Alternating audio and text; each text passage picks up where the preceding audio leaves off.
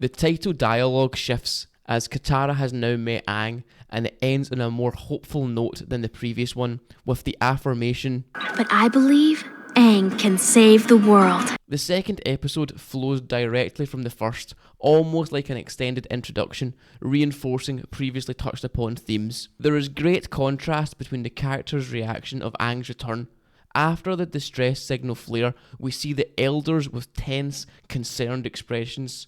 They're likely anxious about the potential consequences, haunted by memories, or fearing what could unfold.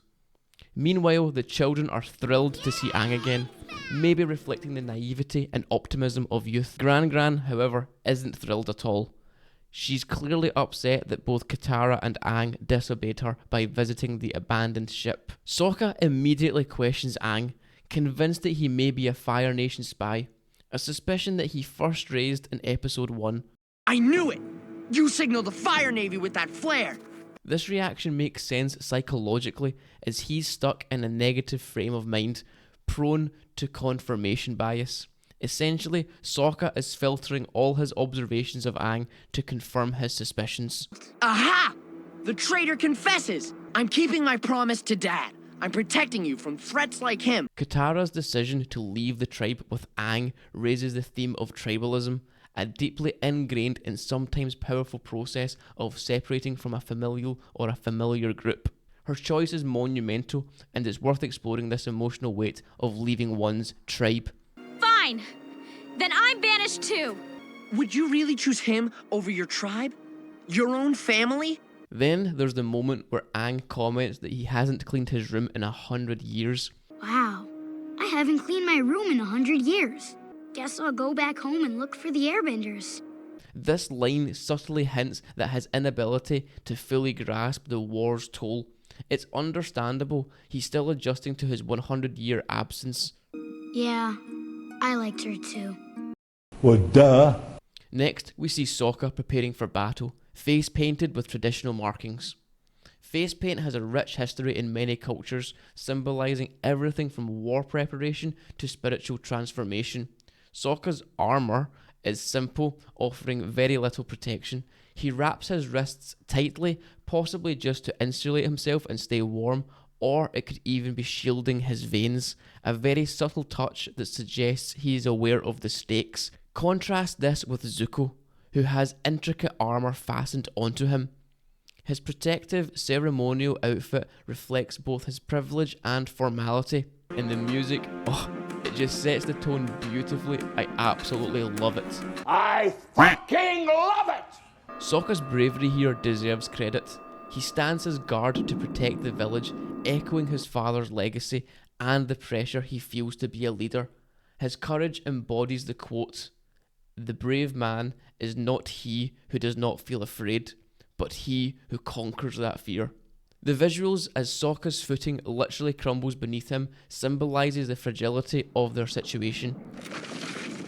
Oh, man! Heightened by the ominous size of Zuko's approaching ship. The dramatic zoom on Sokka's face reminds me a little bit of the iconic dolly zoom shot in Jaws.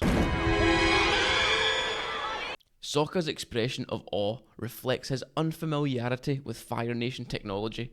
Water tribe ships are generally basic in their nature.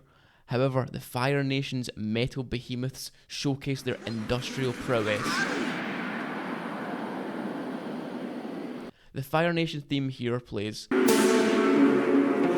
a powerful tension-building motif. Where are you hiding him? He'd be about this age? Master of all elements? That's actually hilarious. I absolutely love Zuko's humour here. In their confrontation, Zuko's fight score quickly jumps from 1 to 2 to then 3. However, Sokka does eventually get one back on the scoreboard. The helmet also landing on Zuko's behind is another childish gag that compels me to reassure my friends when watching this show that, trust me, it gets so much better. Just please stick with it. Impressively, the level of detail that this show actually goes into never fails to impress, where you can actually see the snow melting on his armour to create damp patches. I've spent years preparing for this encounter. You're just a child. Well, you're just a teenager. This is where I think the show starts to find its flow in terms of hitting comedic tones early on. If I go with you, will you promise to leave everyone alone? Zuko's agreement with Aang here is noteworthy. He shows a degree of fairness as well as maturity, even though he has the upper hand. This choice subtly foreshadows Zuko's development and hints at the layers of the character's arc.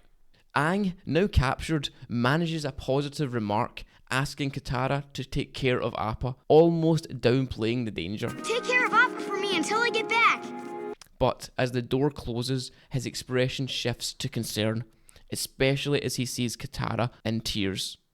Aang, it seems, still underestimates the severity of war. Jeez, poor Aang. He wakes up after 100 years, learns about a devastating war, finds a girl, likes a girl, loses the girl, and then gets captured by the Fire Nation. That's rough, buddy. Katara! Are you gonna talk all day, or are you coming with me? Sokka's rapid change of heart has been criticised as inconsistent, but I see it as genuine. Aang's sacrifice for the village is something that Sokka himself has literally just done.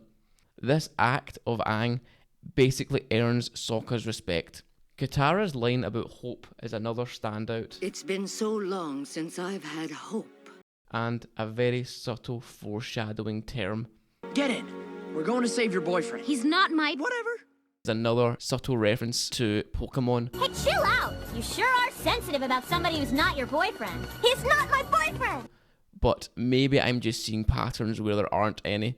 But then again, that is why the channel's called Applethenia. He said it! He said it! There's no way we're gonna catch a warship with a canoe. Oh look, it's Appa Ex Machina. Aang's bending here is just so creative. Within minutes of capture, he's already escaping. What an absolute powerhouse. You haven't seen my staff around, have you? Come on, Aang, it's in Zuko's quarters. And take this to my quarters. Gotta learn to listen, Lou. Zuko's quarters even feature a door in the shape of a Z, a subtle touch that I didn't initially notice. There's an interesting parallel in Aang and Zuko's fighting styles. Aang's airbending evasiveness is basically based off of Baghuazang,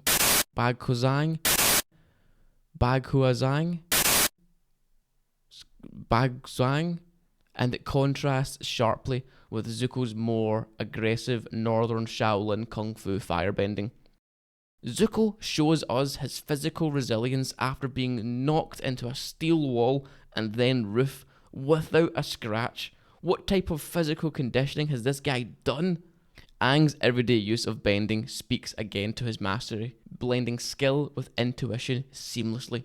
When Aang enters the avatar state, the water spiral at the end is stunning, reminding me again of the old Pokemon movie with Lugia.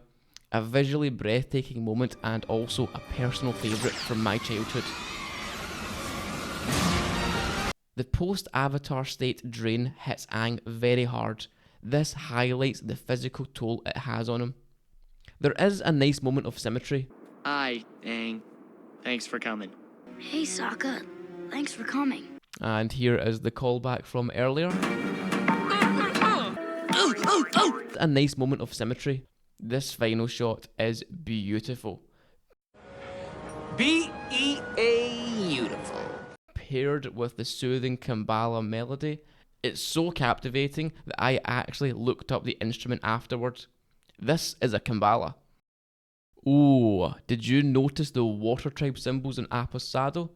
They do look a lot like an airbending symbol. Maybe it's a hint at the way Katara and Aang's destiny has now intertwined, much like Gran predicted.